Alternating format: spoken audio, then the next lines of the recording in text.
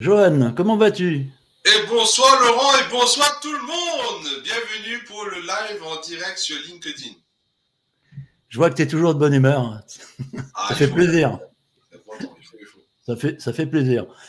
Alors aujourd'hui, tu vas nous parler de l'épargne via l'assurance vie et le plan épargne retraite. Mais je vous rassure tout de suite, avec Johan, vous allez être ébahis parce que il présente ça très bien avec beaucoup d'humour et il va complètement démystifier tout ça.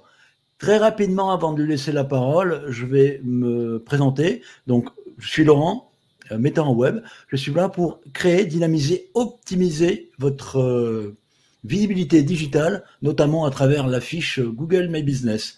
Donc, si vous voulez avoir de la visibilité en local, n'hésitez pas, contactez metteur en web. Donc, vous voyez effectivement sur le petit bandeau en bas mon site et également le lien pour contacter Johan. Donc, je vais te laisser la parole. Parle-nous de l'épargne. Fais-nous comprendre l'épargne, mais à ta manière, bien entendu. Allez, je t'écoute. Nous Ah oui, t'écoutons.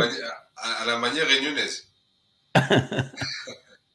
Alors, bonsoir tout le monde. Bienvenue sur ce live sur LinkedIn, encore une fois. Ce soir, le sujet, ça va vous concerner vous tous, que vous soyez jeunes, moins jeunes, actifs ou même retraités. Et tout ça, c'est votre avenir, c'est le sujet du moment et c'est le sujet aussi de chaque instant. Donc, pour comprendre l'épargne et l'assurance vie et surtout aussi le plan d'épargne retraite, avant toute chose, je vais vous présenter qui je suis. Alors, tout simplement, Joan Turpin, originaire de l'île de la Réunion. Je suis basé à Toulouse et je suis courtier indépendant d'assurance de personnes au sein du cabinet Label Assurance. Et le but, c'est d'accompagner tout le monde, qu'on soit salarié et indépendant, sur les sujets d'épargne, de prévoyance mutuelle et tout ce qui est dessus, la partie assurance de prêt. Donc, c'est vous accompagner chaque année et comme je dis toujours, de la joie et de la bonne humeur et soleil dans le cœur. Maintenant, pour ce soir, je vais vous parler des fondamentaux de l'épargne. Parce que souvent, il m'est arrivé de rencontrer des indépendants qui me disent Johan, écoute, moi, je commence à développer mon activité et j'aimerais bien placer des sous. Mais on m'a dit que, les sous, il fallait quand même avoir un patrimoine, il fallait avoir de l'argent de côté, il fallait mettre des grosses sommes d'argent pour atteindre des objectifs. Il y avait des frais, il y avait ci, il y avait ça. Et moi, je dis, oulala, on s'emballe pas. Hein, bouge pas le bateau, comme on dit à la Réunion. C'est tout simplement, déjà, on va partir sur les fondamentaux. Qu'est-ce qu'il faut connaître avant d'épargner? C'est quoi la base de la base? Et après, on va voir les différents supports qui existent. C'est-à-dire soit l'assurance vie, qui peut être un support employé depuis X années maintenant, ou tout simplement le plan d'épargne retraite en fonction de son objectif. Donc on va voir tout ça avec le sommet, donc les fondamentaux, l'assurance vie, la différence entre assurance vie et plan d'épargne retraite, pourquoi, pour qui, quel montant, comment ça fonctionne, de manière très simple, la fiscalité à la sortie, parce qu'on est en France quand même, hein, donc il y a la fiscalité sur les intérêts, et différentes astuces pour réaliser vos objectifs. Normalement, il y avait un témoignage qui était prévu, mais ce ne sera pas le cas ce soir. Mais la personne s'en excuse, il n'y a pas de souci. Et éventuellement, les questions-réponses pour l'avenir, ou tout simplement après ce live-là, ou en replay. Si vous avez des questions, n'hésitez pas, je serai là pour vous. Donc, les fondamentaux de l'épargne. Alors, souvent, comme j'avais dit en introduction, on me dit, oh là là, Johan, je pense qu'il faut avoir un gros patrimoine pour commencer à épargner. Et ça, c'est faux. La chose qui est essentielle à avoir, c'est tout simplement de se dire, moi, monsieur, madame, ou la personne que vous regardez, si vous êtes un couple, si vous êtes en famille, c'est de dire, est-ce que j'ai mis en place de l'épargne de précaution? Et en règle générale, à cette question-là, tout le monde a la réponse, et la réponse est oui. Maintenant, quel est le niveau de son épargne de précaution? Ça, c'est vous qui le savez. Pardon. Donc, moi, je veux dire en règle générale, la base de la base, et c'est une règle qui est applicable à chacun, mais après, elle est modifiable en fonction aussi de vos revenus, c'est d'avoir comme épargne de précaution, 3 fois au minimum votre salaire mensuel. Donc, vous prenez votre salaire au mois et vous le multipliez par 3. Et si vous avez cette somme-là et ce montant-là, soit sur un livret A, soit sur un LEP, donc un livret d'épargne populaire par exemple, soit sur un LDD, donc livret de développement durable, c'est-à-dire déjà, vous êtes en phase de pourquoi pas commencer à penser à épargner et à faire travailler votre argent différemment. Et pour moi, cette épargne de précaution-là, il est essentiel de l'avoir parce que c'est l'épargne qui sera tout de suite disponible. Si demain, par exemple, la voiture casse ou s'il y a des grosses réparations, si le frigo il tombe en panne ou s'il y a autre chose de la maison ou dans la vie quotidienne, ça tombe en panne, je sais que j'ai cette épargne de précaution pour piocher dedans. Mais une fois que je dépasse ce montant-là, le reste, il faut l'utiliser, il faut le faire travailler. Après, deuxième chose à savoir au niveau de l'épargne, bien évidemment, quand on veut épargner, c'est par rapport à un objectif, par rapport à un projet. Et rassurez-vous, tous les projets sont bons à prendre, même les plus fous. Le seul bémol, c'est de savoir quand on veut les réaliser, tout simplement. Donc, il faut que ce soit un objectif clair, défini. Après, il faut savoir aussi que quand vous allez commencer à épargner, donc votre effort d'épargne, comme on dit dans le métier, il faut dire si je fais des mensualités, est-ce que je suis capable de respecter ces mensualités-là, donc mon engagement à moi, en tant qu'individu qui souhaite épargner, au minimum pendant 1 an. Dans le sens que si par exemple, je vous donne un exemple, si j'ai envie de mettre 100 euros par mois, il faut que aussi, dans mon calcul, je puisse dire, je suis en capacité de sortir par mois 100 euros de mon revenu pour pouvoir le mettre sur mon compte épargne. Donc ça, c'est une chose très importante. Donc, ça, premier sujet. Après, le but aussi, c'est pas de manger des pâtes à l'eau. Donc, il ne faut pas que comment cette épargne-là que vous allez dédier à mettre d'un côté vous empêche de vivre, bien évidemment. Avoir aussi une vision, et donc ça rejoint l'objectif moyen terme, long terme. Alors, le moyen terme, si vous voulez, ça va être en 5 ans, 8 ans, et le long terme, c'est plus de 8 ans. Pour faire très simple, donc c'est de vous dire, est-ce que je peux me projeter dans 5 ans, dans 8 ans, ou après 8 ans, par rapport à l'épargne que je vais faire. Et ce qui est très bien, parce que ça aussi, je l'entends souvent de mes clients, ils me disent, Johan, nous, on veut des contrats qui nous correspondent. On n'est pas forcément là pour faire du trading sur les marchés financiers, la spéculation boursière. C'est pas du tout ça. On arrête. Si vous voulez faire ça, vous pouvez vous connecter sur Boursorama, vous pouvez vous connecter chez Mama Mumu, vous ouvrez votre compte, c'est freestyle, vous faites ce que vous voulez. Si vous gagnez, tant mieux, si vous perdez, tant pis.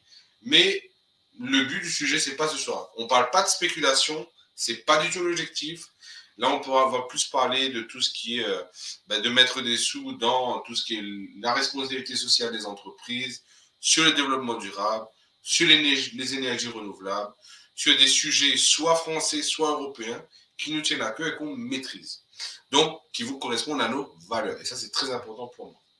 Maintenant, dans les fondamentaux de l'épargne, là, je vous ai fait un beau tableau avec la différence assurance-vie, plan d'épargne retraite. Et c'est quoi? Parce que là, souvent, on me dit, c'est bien beau. Tu me dis que ton contrat s'appelle assurance-vie, et maintenant, concrètement, c'est quoi? Alors, pour commencer avec l'assurance-vie, ce qu'il faut savoir, ce qu'il faut retenir, c'est qu'un contrat d'assurance-vie, c'est tout simplement un contrat de placement sur une durée avec une base de 8 ans renouvelable. Ça veut pas dire que dans ce placement-là, nos sous sont bloqués pendant 8 ans, mais ça veut dire que l'objectif est au minimum de garder ce contrat-là, si possible, pendant 8 ans. Mais ce n'est pas une obligation. Et elle est renouvelable chaque huitaine d'année. L'objectif d'un contrat d'assurance vie, il est très clair. Et ça, il faut que ce soit clair aussi dans votre tête. C'est pour un projet de vie. Alors, votre projet de vie, il y en a plein. On peut être dans l'immobilier, un voyage ou un tour du monde à l'étranger, pour les enfants, que ce soit au niveau de l'éducation ou les faire plaisir, tout simplement. Au niveau d'une transmission patrimoniale, donc ça aussi, ça sert quand même. Donc, par exemple, on a vendu un bien immobilier et on a reçu de l'argent. Il y a une partie d'argent qu'on va se faire plaisir, ou pour des projets actuels. Il y a d'autres où on va dire, ben, je vais les mettre de côté pour les faire fructifier et pour transmettre éventuellement. Donc, c'est aussi faire travailler son argent, tout simplement. Donc, l'objectif de l'assurance vie, c'est ça. D'un autre côté, ben, à contrario, un plan d'épargne retraite, c'est quoi? C'est aussi un contrat de placement, mais là, c'est dans l'objectif de préparer sa retraite. Donc, assurance vie, projet de vie, plan d'épargne retraite, je prépare ma retraite. Et quand je vais préparer ma retraite, ben, mon objectif, ça sera, est-ce que je veux une retraite avec une rente supplémentaire en complément de ma pension de retraite, ou est-ce que je veux un mix entre une partie capitale, une partie en rente? Et là, autant vous dire qu'au niveau de la rente, vous avez plein de choix possibles. Après, vous avez aussi, ben, notre objectif, c'est de dire, j'ouvre un plan d'épargne retraite, je vais mettre des sous pour ma retraite, et en même temps, je veux avoir des déductions au niveau des impôts à l'instant T. Donc, ça peut servir aussi à ça. Johan, j'ai une question. Vas-y, Laurent. J'ai une question. Oui. L'assurance, un plan épargne retraite, Oui. c'est aussi de l'assurance vie. Alors, au niveau du produit. Alors, je te dis, il y a deux familles. C'est peut-être bien de le préciser, non? Exactement, il y a deux familles. Dans le plan d'épargne retraite, si vous ouvrez un plan d'épargne retraite dans une banque, le plan d'épargne retraite, ça sera basé sur des comptes titres. Et donc, ça ne fonctionne pas du tout comme l'assurance vie. Et, du coup, le gros inconvénient avec ces plans d'épargne retraite, le compte titre bancaire, c'est que vous ne pouvez pas choisir votre bénéficiaire. Donc, si vous décidez, malheureusement, cette somme-là va rentrer de la masse successorale. Et donc, vous allez payer des droits de succession dessus. Ce qui est ballot. Alors que si vous ouvrez un plan d'épargne retraite assurance vie, là, vous choisissez votre bénéficiaire et à votre décès, l'avantage, c'est que la somme qui est dessus ne rentre pas dans une masse successorale et donc ne rentre pas dans les droits de succession et donc vous n'avez rien à payer dessus. C'est important de préciser. Hein. Et ça, c'est super méga important et je te remercie, Laurent, pour l'intervention. Je t'en prie. Ça, c'est le top. Donc, tous les deux, c'est des contrats dits des contrats de vie, c'est-à-dire c'est des contrats qui s'arrêtent au décès de la personne qui est adhérent et qui ouvre le contrat. Et au décès, comme j'ai dit, ben, l'argent est versé au bénéficiaire de son choix quand c'est de l'assurance vie ou quand c'est du plan d'épargne retraite assurantiel au niveau assurance vie et pas de compte titre au niveau bancaire. Ça, à savoir. Donc, au niveau de l'assurance vie, ce qu'il faut savoir aussi, c'est que l'argent est disponible à tout moment par le biais de rachat. Bon, vous allez prendre un verre d'eau, peut-être avec du Doliprane, parce que vous allez dire, oh là là, il dit plein de mots que je ne comprends pas forcément. Alors, tout simplement, un rachat, c'est quoi? C'est soit un rachat partiel ou un rachat total. Rachat total, je reprends la totalité de mes sous plus les intérêts. Rachat partiel, je prends une partie de mes sous. Et dans une partie de mes sous, il y a une partie en capital, donc les sous que j'ai mis chaque mois ou une fois, et les intérêts qui ont été générés sur mon contrat. C'est ça le rachat. Ouais. Après, quand c'est un plan d'épargne retraite, il faut savoir que, ben, en fonction des impôts qu'on paye, on peut se dire, ben, je donne par exemple 100 euros. Sur 100 euros, j'ai par exemple 3 euros de déduction fiscale si je suis à une tranche d'imposition, par exemple en dessous de 10%. Après, si je suis par exemple à 30%, ben, je cotise 100 euros. Sur 100 euros, j'ai 30 euros de déduction fiscale. Johan, oui. L'assurance vie, c'est sur 8 ans, enfin, durée minimum. Donc, il y a une fiscalité qui s'applique en cas de retrait partiel, notamment je pense au retrait partiel, avant les 8 ans. Donc, en fonction de la date de retrait, la fiscalité va être ne va pas être la même. Hein. Est-ce que tu peux rapidement le préciser? On le verra aussi dans un petit peu après. Ok. Par rapport à ça. Ok. D'accord. Merci. Merci à toi. Du coup, les fondamentaux de l'épargne. Maintenant, c'est pour qui? Parce que c'est bien beau de savoir la différence entre c'est quoi un contrat d'assurance vie, c'est quoi un plan d'épargne retraite. Mais pour qui? Alors, ben, c'est pour tout le monde, je vous dirais. Comme je vous l'ai dit en préambule. Parce que c'est des contrats qu'on peut ouvrir à partir de 16 ans, avec l'accord des parents, sinon à 18 ans, et ouverture même possible pour ceux qui sont en tutelle ou en curatelle. Ça, il faut le savoir, parce que bon, c'est jamais comme une information qui circule, mais moi je vous la donne. Ça peut être aussi pour des personnes âgées de plus de 90 ans, même si après il y aura des, comment on va dire, pas forcément un gros avantage au niveau la fiscalité, parce que la déduction au niveau du contrat, on sera sur une base de 3 500 euros. Mais bon, c'est toujours bon à savoir si on fait de la donation ou si on veut transmettre. Mais par contre, attention, pour les personnes qui ont plus de 90 ans, c'est sur des conditions particulières. État de santé, bien évidemment. Donc, être en parfait état d'esprit et de corps. Et être accompagné, parce qu'on ne peut pas signer ce genre de contrat tout seul. Il faut quand même des personnes autour pour valider que la personne le fait en âme et conscience. Après, les parents peuvent ouvrir aussi ce genre de contrat pour leurs enfants. C'est possible. Donc, souvent, moi, je reprends un peu l'anecdote. Quand on est parents, quand on a nos premiers enfants, on va souvent ouvrir par réflexe un livret A. Parce qu'on se dit, bon, on ouvre un livret A, ça va le servir. On lui ouvre un livret jeune parce que le banquier lui a dit, ah, ben, c'est toujours bien. Et à 25 ans, il pourra le débloquer, ou à 21 ans, ça dépend des banques et des cas de contrat de livret jeune. Mais vous avez aussi cette alternative-là. C'est mettre des sous sur une assurance vie ou tout simplement créer un plan d'épargne retraite pour votre enfant, parce que l'avantage, c'est quand lui va grandir et quand il aura l'âge de raison, entre guillemets, comme on dit, donc à 21 ans ou à 25 ans, il pourra éventuellement utiliser ces sous-là pour faire un apport pour acheter une maison. Ou tout simplement pour commencer aussi à entreprendre. Et c'est quelque chose qui est quand même important, si surtout on veut aider son enfant.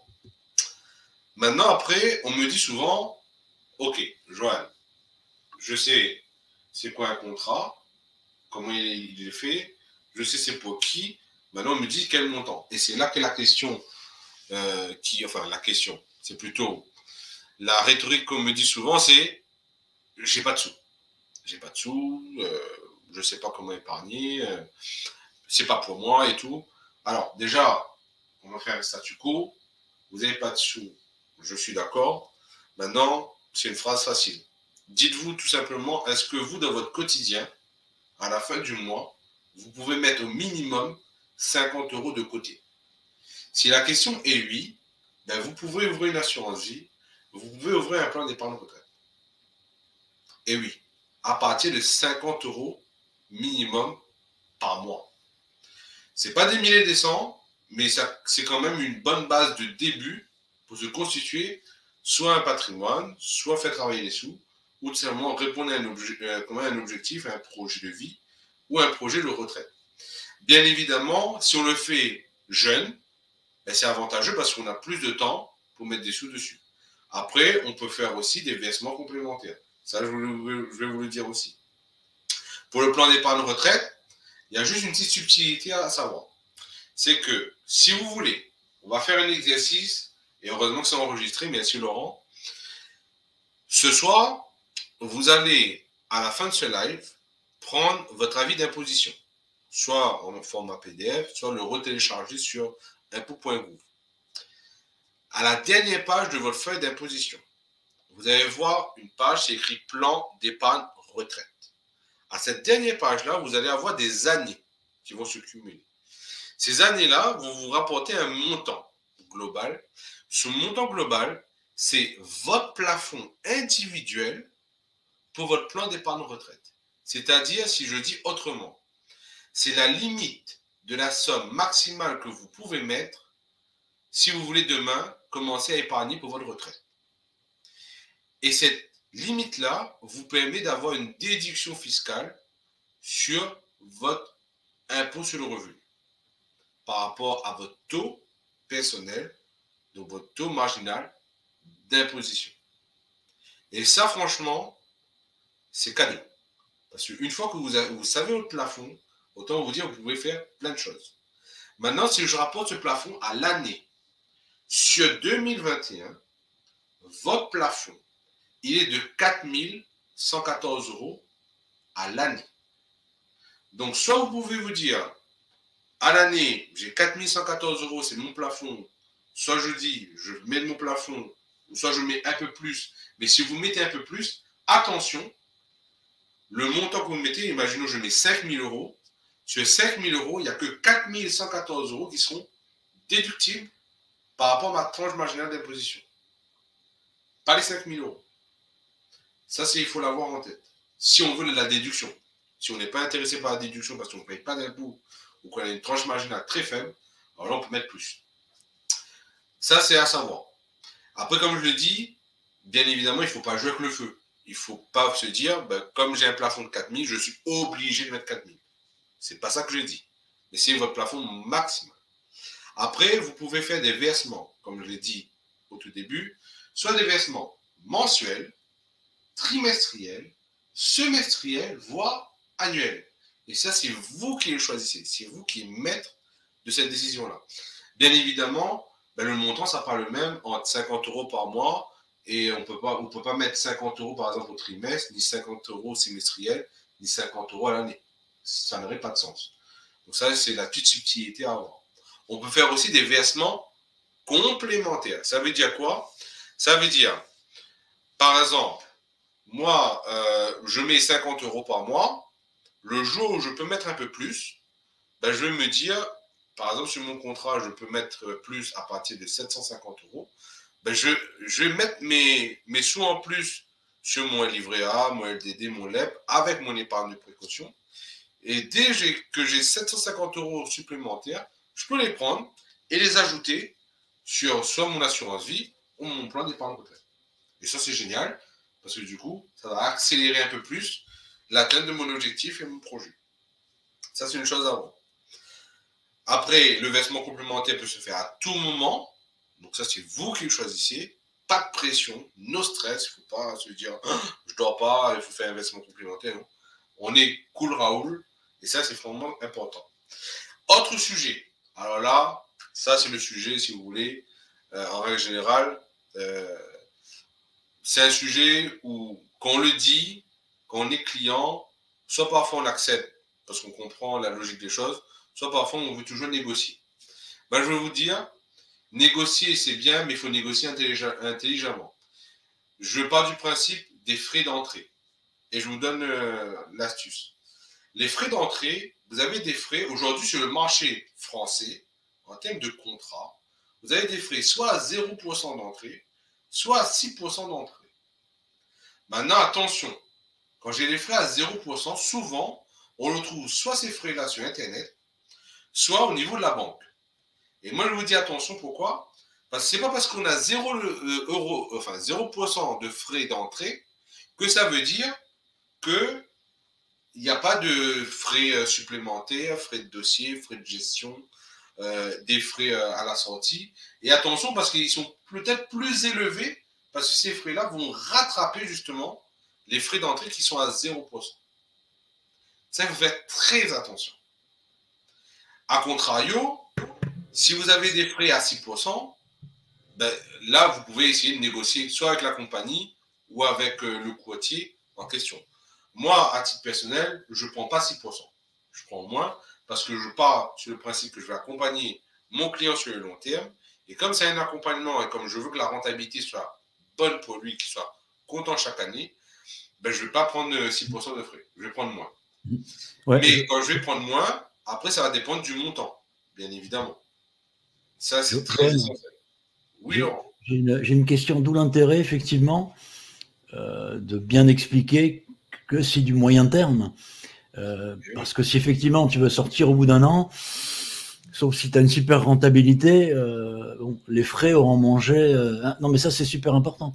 Et après, c'est bien ce que tu disais, parce que les frais de gestion, c'est bien d'avoir des frais d'entrée très faibles, mais si les frais de gestion sont plus élevés, puisque les frais de gestion, tu m'arrêtes si je me trompe, se calculent sur l'encours capitalisé, hein, font beaucoup plus mal, et plus on va avancer, plus ils vont faire mal.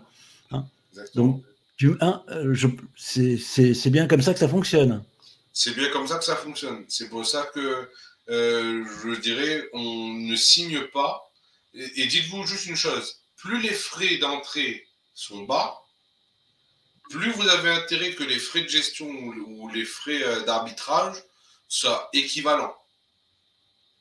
Parce que si vous n'avez pas des frais de gestion d'arbitrage bas aussi, mais qui sont à 1% ou plus de 1%, il y en a malheureusement, ben dites-vous que là, vous vous faites arnaquer.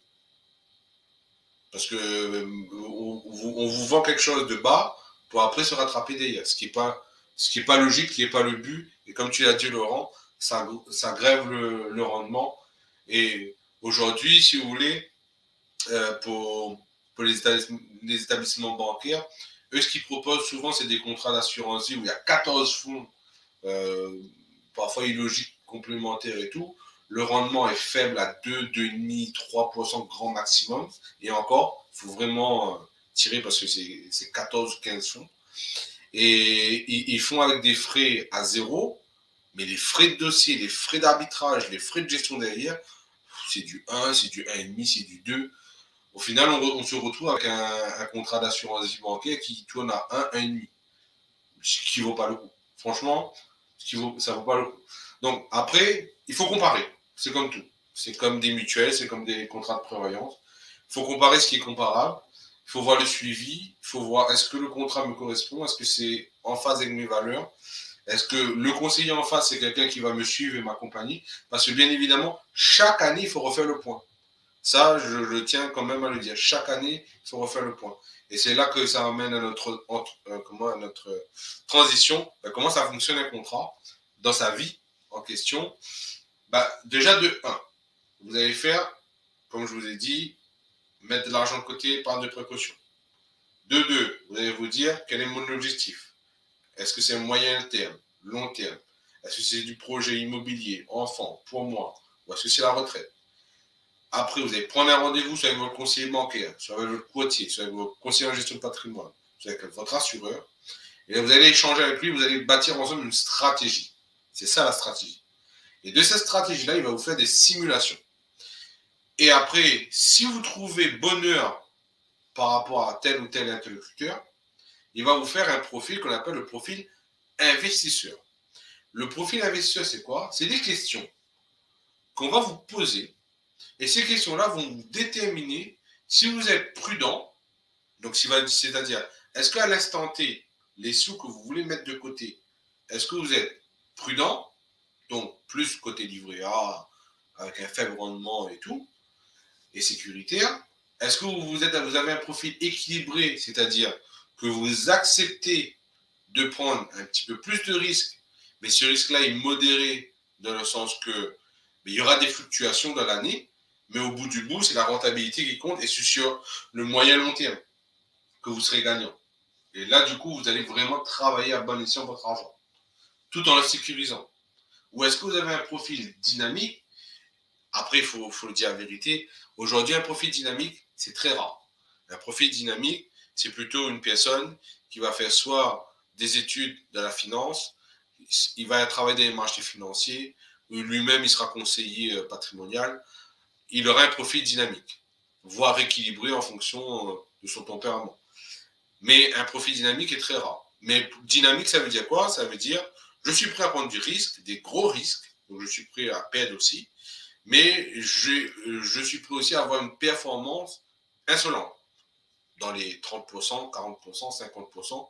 Mais plus le risque prix est élevé, plus le risque de gain comme le risque de perte est élevé aussi. Donc ça, il faut savoir. Mais c'est un profil à revoir chaque année avec son conseiller. On ne peut pas se dire, en 2019, j'ai signé un contrat, je mets tant de sous, je reçois juste mon petit avis de comment fonctionne mon compte, je ferme, je le classe dans un classeur et je l'attends l'année prochaine. Non, ça on ne le fait pas, par pitié. Si vous commencez à tomber dans un rouage comme ça, c'est que vous êtes mal accompagné et vous avez plus de chances de malheureusement tomber sur un os que de vraiment travailler sur une stratégie. Là, il n'y a plus de stratégie. Là. Le conseiller n'est même plus là. Après, vous avez le choix de gestion d'un contrat qu'on a fini d'étudier son profil investisseur. En fonction du profil investisseur, on aura différents choix de gestion. La gestion libre, c'est tout simplement de dire le client et moi le conseiller, on est deux à travailler sur la stratégie, à travailler sur les valeurs de celui-ci pour dire qu'est-ce qu'on va mettre dans notre contrat. Est-ce qu'on met du développement durable, de l'ISR? Est-ce qu'on met, par exemple, si quelqu'un aime tout ce qui est BlackRock, les fonds spéculatifs, est-ce qu'on met ça? Est-ce qu'on met de l'immobilier? Est-ce qu'on met de l'immobilier type les SCPI, donc c'est tout ce qui est... Alors, l'immobilier papier, comme on dit dans le milieu, ça va être soit dans l'hôtellerie, dans les bureaux d'affaires ou dans les bureaux professionnels, soit ça va être aussi dans tout ce qui est les EHPAD, les maisons de repos. Donc, il y a des choix multiples et variés. Ça peut être dans les écoles aussi, ou au niveau infrastructure, au niveau... alors, infrastructure, ça peut être les routes, ça peut être les péages, les aqueducs, les ponts, tout ça. Après, vous avez la gestion sous mandat, dit la gestion pilotée. Ça veut dire quoi? Alors, pour faire le parallèle, imaginez-vous que vous avez une voiture, que cette voiture-là, c'est une voiture hybride ou électrique, et que vous avez un chauffeur personnalisé. Et que lui, en gros, le chauffeur vous dit, amène-moi à Pétaouchnok, et il vous emmène à Pétaouchnok sans aucun souci, en prenant les raccourcis et tout. Voilà, c'est ça la gestion pilotée. Et s'il faut réajuster, il se réajuste tout seul. C'est un peu comme si vous avez utilisé Waze pour aller d'un point A à un point B et que Waze vous dit on change de trajectoire parce que celui-là, c'est un raccourci. Voilà la gestion pilotée sous mandat. Après, il peut être bien recommandé, mais tout dépend de savoir qu'est-ce qu'il y a dedans. Ça, c'est très, très important. La gestion évolutive, là, c'est par rapport à votre âge. Et en général, on l'utilise souvent pour le plan d'épargne retraite. Alors, la gestion évolutive, c'est quoi?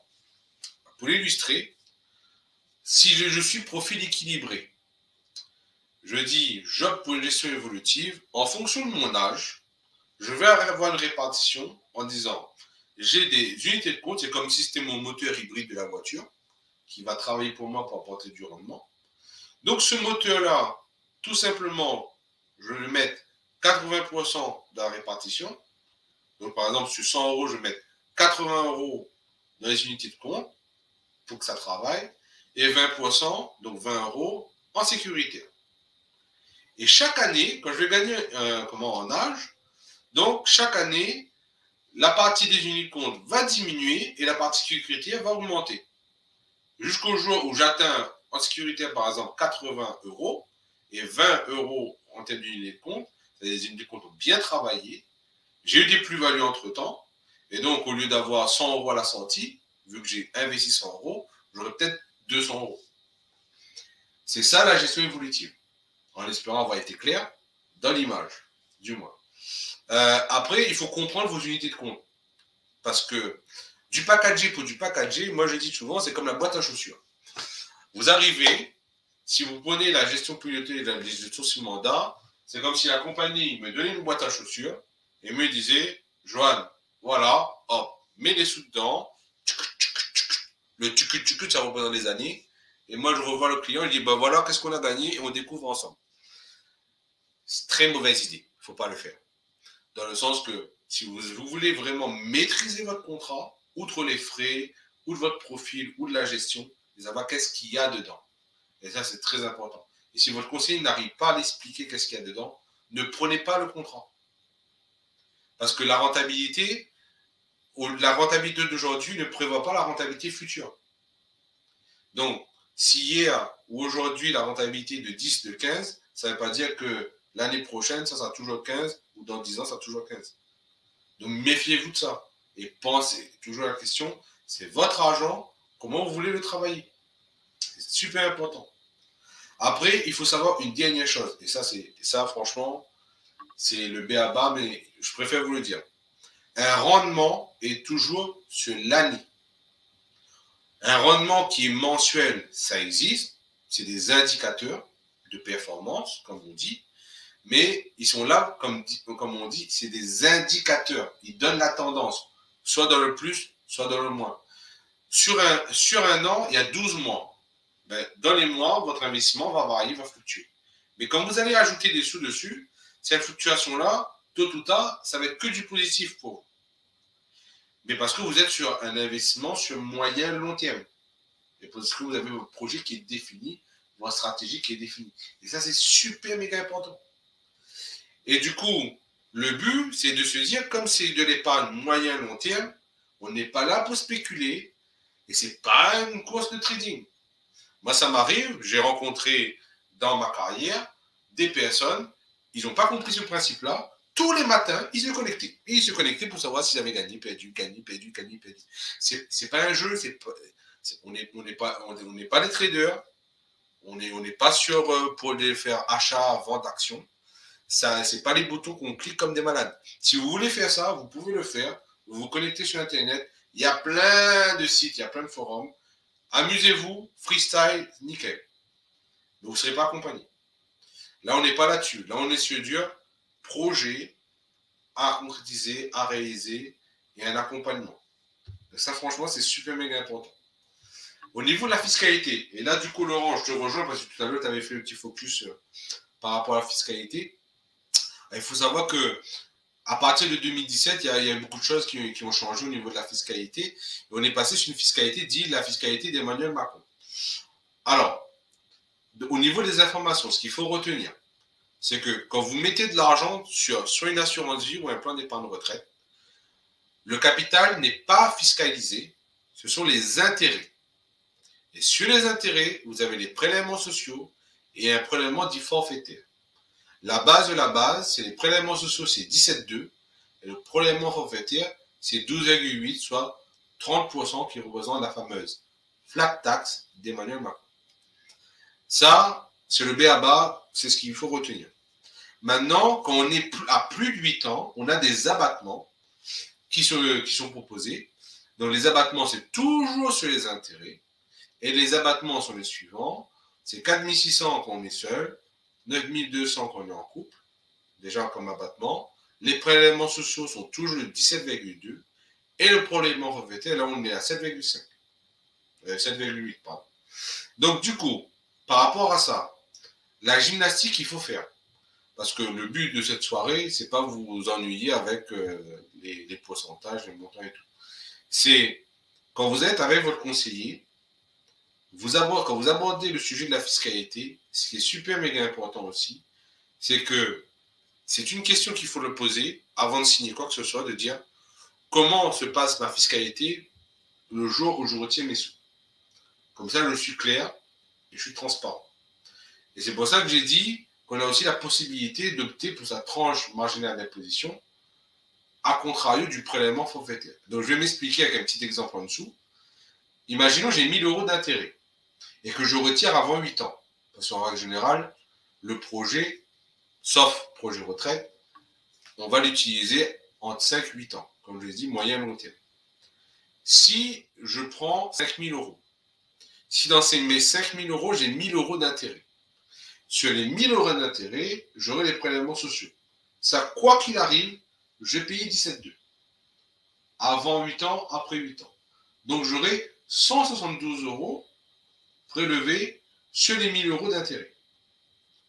Si j'opte pour le prélèvement forfaitaire, donc j'ai 128 €, 172, 128, ça fait 300 € en moins sur mes intérêts. Donc, j'ai 700 € qui me reviennent. Et donc, sur mes 5 000 € que je demandais, j'ai 4 700 €. Maintenant, si sur votre feuille d'imposition que vous allez regarder, vous êtes à une tranche marginale d'imposition de 10%, là, vous êtes à 100 €. Donc là, on n'a plus 300 € qui est prélevé, mais 272 €. Bon, vous allez me dire, oui, joint top, on fait 8 € d'économie. Wouh, youpi. Mais c'est déjà ça de prix.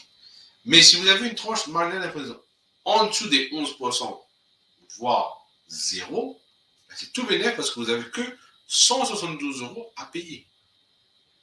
Donc, imaginez-vous bien le pouvoir que vous avez quand vous maîtrisez votre fiscalité à la sortie. Mais encore une fois, comme je vous ai dit, le but ce soir, c'est pas vous noyer avec les chiffres, parce que je sais que c'est pas évident. Et si certains d'entre vous, peut-être, vous êtes à votre deuxième, votre troisième effet Ralgan ou votre Doliprane, mais c'est quelque chose d'important à aborder avec votre conseiller avant de signer. Et si vous avez signé, dans tous les cas, si vous accompagne, chaque année, refaites le point et vous pouvez reposer la question. C'est super, méga important. Bon, j'ai une question-réponse. Donc, si je comprends bien, ce qu'il faut retenir, c'est que ce soit avant 8 ans ou après 8 ans, les prélèvements sociaux sur les intérêts, ils y sont. Quelle que soit la fiscalité, tout le monde y a droit. Hein, voilà. Donc ça, c'est un prélèvement, on va dire, solidaire. Voilà. Ça fait pas plaisir, mais c'est comme ça. Par contre, effectivement, le prélèvement forfaitaire, comme tu l'as bien précisé, va dépendre du taux marginal d'imposition de la personne, d'où effectivement un point régulier. Hein. Donc, c'est bien ça qu'il faut retenir. Hein. Tu as fait la synthèse, c'est bien ça qu'il faut retenir. Donc là, on est nickel. Après, du coup, les petites astuces, quand même, pour vous donner des petites astuces. Alors, si vous voulez, les astuces, je n'ai pas des masses, mais je vous dirais, il faut comparer ce qui est comparable. Dans le sens que demain, quand vous allez faire des simulations d'épargne, faites des simulations d'épargne quand c'est l'assurance vie pure et dure, sur 3, 5, 8 ans. Ça, vous avez le droit de demander des simulations, et heureusement. Et si vous faites des simulations retraite, ben faites des simulations retraite sur des âges de sortie raisonnables. On va dire 62, 65, 67 ans, voire plus tard, parce que c'est pas parce que vous prenez votre retraite que votre plan d'épargne retraite s'arrête. Il peut continuer, il peut vous apporter toujours la déduction au niveau des impôts, et quand vous jugerez nécessaire de l'arrêter, ben vous pourrez l'arrêter, et vous pourrez reprendre vos sous sous forme de rente ou capital. Je voulais aussi préciser quelque chose. Une autre astuce. Sachez une chose. Sur un plan d'épargne retraite ou sur une assurance vie, si par exemple, vous mettez vos sous par mois, mais vous rencontrez des difficultés financières ou personnelles, vous pouvez faire un courrier à la compagnie pour tout simplement mettre le contrat en réduction. Et là, je fais le lien à mon autre live sur les astuces de gestion de contrat et de résiliation. Pourquoi? Parce que malheureusement, la vie, on ne sait pas de quoi elle est faite. Et il arrive parfois qu'on dit je passe sur 100 € par mois et au bout de 6 mois ou au bout de 8 mois, patatras, l'épargne de précaution ne suffit pas. Et donc là, on est obligé de piocher un peu plus. Et soit on pioche dessus et on fait des rachats. A contrario, bon, on grève forcément la rentabilité et on dit un peu bye-bye à son projet, on le recule. Ou soit tout simplement on se dit non, mais l'épargne de précaution a suffi largement, je ne vais pas piocher dessus, mais je ne peux pas rajouter des sous. Donc je fais mon courrier de réduction, je l'envoie à la compagnie avec la date, le mois où vous voulez arrêter les prélèvements, et les prélèvements vont s'arrêter. Et le jour où ça ira mieux, vous refaites un courrier, et là, vous dites la date, le montant que vous voulez remettre en place pour que ça redémarre. Et il n'y a pas de frais. Je préfère le préciser. Mais vous pouvez le faire. Ça existe. Autre chose aussi à savoir, c'est que sur vos contrats, vous avez des garanties. Les garanties qu'on appelle soit plancher ou sérénité, ça va dépendre des compagnies, ça va dépendre aussi comment c'est articulé, mais en gros, c'est des garanties qui vous disent que le capital qui est versé, c'est un capital qui est garanti, qui est consolidé, et si la personne est amenée à décéder prématurément, le capital investi est égal à le capital qui sera versé au bénéficiaire. Et si en plus de ça, il y a eu des intérêts, le bénéficiaire est tout bénéf. Donc, on ne perd pas notre argent, parce que si par exemple, moi je mets 10 000 €, si dans 2 ans je décède, si j'ai mis par exemple mon enfant comme bénéficiaire, mon enfant va toucher les 10 000 € que j'ai investis de base. Et éventuellement plus les intérêts qui ont été générés. Et ça, c'est super génial. Et c'est une garantie qu'il faut savoir. Et ce n'est pas une option. Donc, ce n'est pas payant. Ça aussi, je le précise. Ok. Une question, Johan. Oui. Est-ce que, j'imagine, quelqu'un place 10 000 €. Oui. Donc, elle a, je vais dire, 3,5% de frais de versement. Voilà. Et elle décède dans l'année. Oui. Est-ce que le bénéficiaire du contrat va récupérer 10 000 moins 3,5 ou est-ce qu'il va récupérer les 10 000? Il récupère les 10 000. D'accord. Ok. Donc ça, bon, je ne parle pas des intérêts, parce que la première année, effectivement. Non, là on ne parle pas des intérêts. Là on parle juste. D'accord. Donc il y a une garantie. Effectivement, c'est ce que tu appelles la garantie en capital. C'est ça. C'est le capital. Qui a été mis au contrat hors frais.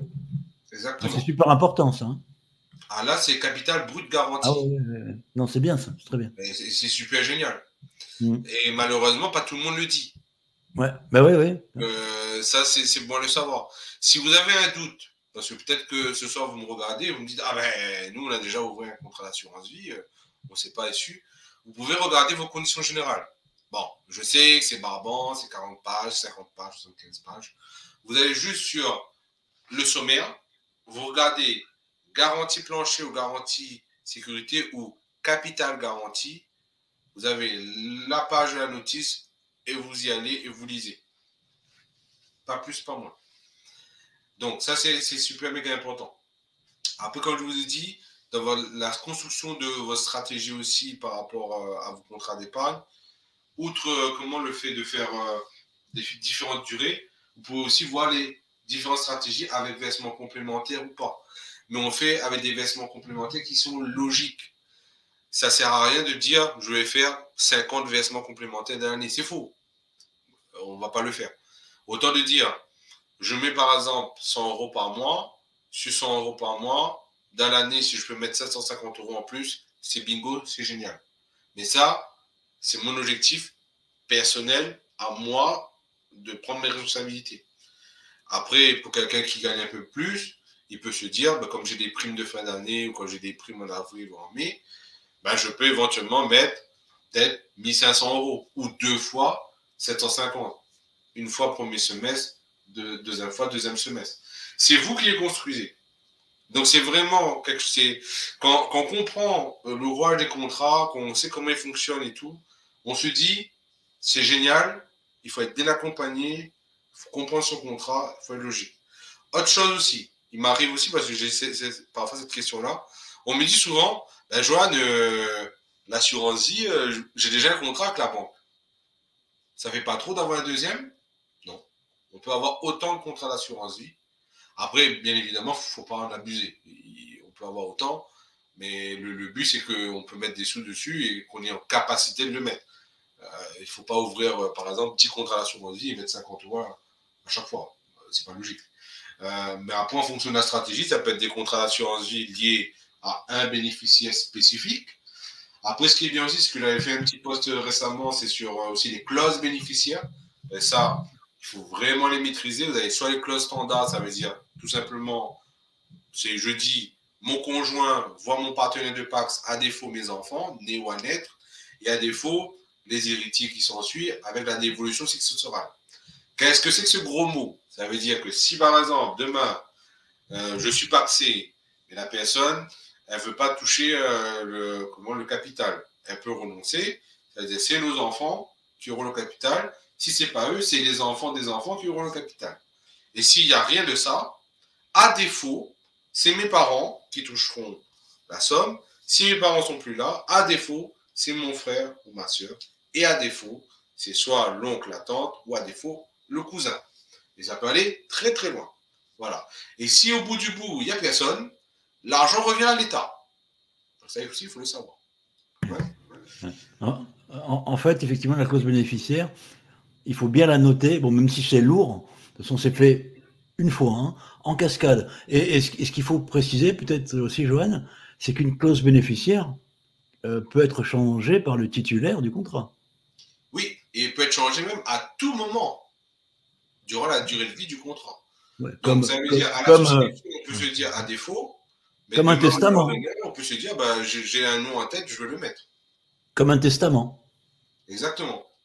Et je dirais même plus, parce que tu fais très bien la transition, quand on fait son testament, on peut préciser aussi que dans la succession, j'ai mis un tel comme bénéficiaire du contrat d'assurance vie. Ce n'est pas une obligation, mais on peut l'ajouter dans le testament. Oui, mais c'est précisé, effectivement. Exactement.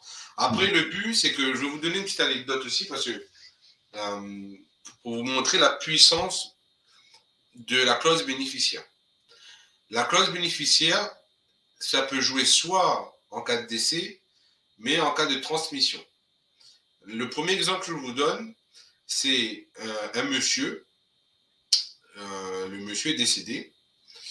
Donc, on va l'appeler monsieur X. Il est décédé. Et avant son décès, il avait fait un contrat d'assurance vie, une dizaine d'années avant son décès.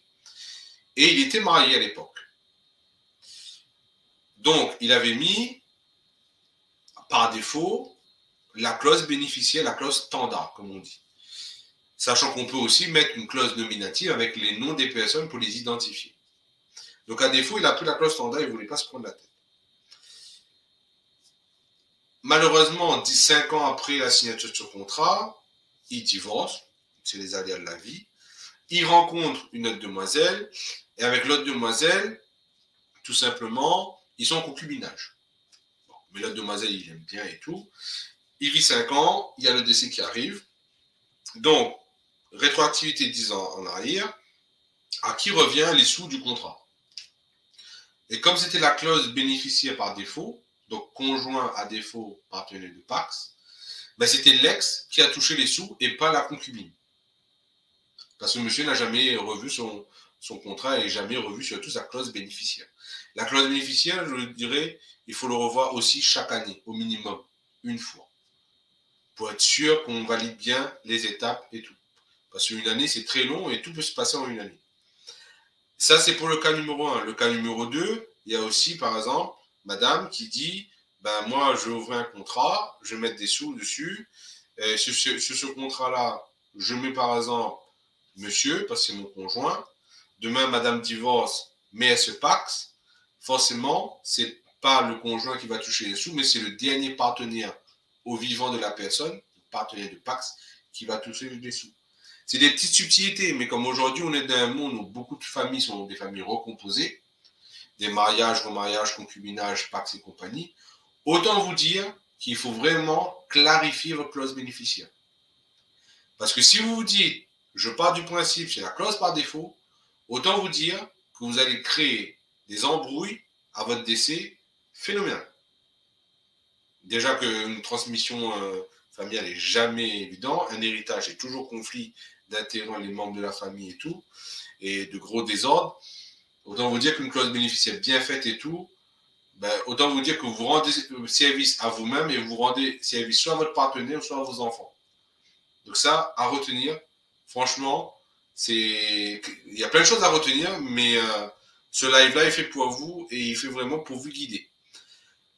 Moi, j'ai fini. La minute témoignage de ce soir, c'est normalement Laetitia, mais elle n'est pas disponible. Oui, elle a un petit empêchement. Elle s'est excusée avant le live. Ben écoute, il n'y a pas de souci. Et de toute façon, elle aura l'occasion de revenir. Oui, bien sûr, bien sûr. Parce que c'est une personne qui mérite d'être connue et mérite au moins d'être rencontrée au moins une fois. Elle fait un très beau métier avec le cœur et avec l'âme. Si vous avez des questions-réponses, ben, éventuellement, vous pouvez soit m'envoyer un petit message sur LinkedIn en privé, soit vous avez aussi la barre de connexion, contactez-moi, vous pouvez m'envoyer un mail. Avec grand plaisir pour répondre à vos questions. Et comme je le dis toujours, ben, c'est essayer de vous accompagner de la joie, de la bonne humeur et le soleil dans le cœur. Je vous laisse aussi, du coup, mes coordonnées. Je vous remercie pour vos attentions. Je sais que ce soir, ce n'était pas évident, que peut-être vous avez eu mal à la tête, ou vous avez mal à la tête, vous avez votre Doliprane et tout. Mais bon, vous avez passé un bon repas maintenant, en famille, tranquillement. Et vous allez peut-être reparler de ça. Peut-être ça va cogiter un petit peu. Peut-être que demain, non, mais c'est très bien, parce que c'était super clair. Bon, carré, clair, factuel. Je veux dire, c'est limpide. Bon, je t'ai posé effectivement quelques questions pour clarifier et préciser certains points que je jugeais importants. Bon, mais je pense que la plupart des personnes qui nous ont vu ce live ou vont le voir en différé, bon, regardez-le vraiment. Je dis ça notamment pas pour les personnes qui vont nous écouter. Après, si vous avez des questions, contactez directement Joanne ou posez-les directement en commentaire. Donc je partagerai de toute façon ce direct directement sur le profil également de Joanne, hein. Donc vous verrez la vidéo, et également sur ma chaîne YouTube. Je mettrai également en commentaire les liens, hein, mon site, et le lien de contact pour Joanne. Donc si vous avez des questions, surtout, n'hésitez pas. Il ne mord pas. Il est sympa Non, non. et il est de très très bons conseils pour l'avoir comme courtier, notamment pour ma mutuelle santé. Voilà. Donc je tenais à préciser, je t'en remercie encore. Je le dis à chaque fois, mais c'est très important. Voilà. C'est moi qui te remercie, Laurent, pour déjà tout ce que tu fais. Mais c'est surtout que, voilà, moi, comme je l'ai dit toujours, le but, c'est de rencontrer des personnes et recruter surtout l'humain. Parce qu'on est tous des êtres humains, on a tous des projets, on est tous uniques. Et on a tous aussi envie de se faire plaisir et de concrétiser les choses. Donc, si on peut être bien accompagné, ça, pour moi, c'est vraiment la base de la base. Après, ça peut être pas tout le monde, par qui que ce soit. Mais tant que c'est clair, c'est transparent et tout, c'est le plus important et c'est pour ça que ces lives ont été faits. C'est pour vous, chers entrepreneurs, chers amis indépendants. Donc, comme je vous dis toujours, vous avez des questions, n'hésitez pas. Vous pouvez me suivre, il y a des posts sur LinkedIn, les articles et tout, très pertinents et très intéressants. Donc, vous avez de quoi vous substanter et avoir plein de choses intéressantes. Et pour aussi changer la relation que vous avez peut-être avec vos conseillers et d'être un peu vous-même un expert sur vous. Parce que le sujet, c'est vous et ça restera toujours vous. Merci à tous en tout cas et au plaisir de se revoir pour un prochain live pour les fêtes de fin d'année, dans la joie et la bonne humeur et le soleil dans le cœur. Oui, il y aura, je pense, on est quoi, le 22 novembre, il y aura encore deux, trois lives, Joanne, à peu près, hein, avant les fêtes, C'est la environ. surprise. C'est la Hein. surprise. Ah, on dit pas Ah, c'est plus. une surprise. Voilà. C'est les lives, hein. Donc moi, je suis content et on va terminer là-dessus, de m'occuper de la communication de Joanne depuis plus d'un an et demi. Donc ça se passe très très bien et comme tu dis, dans la bonne humeur et le soleil dans le cœur. On vous remercie, n'hésitez pas à poser vos questions en commentaire, on vous mettra tous les liens également en commentaire et on vous dit à la prochaine fois, ce sera croustillant. Yep. Continuez à nous suivre, merci et bonne soirée. Merci.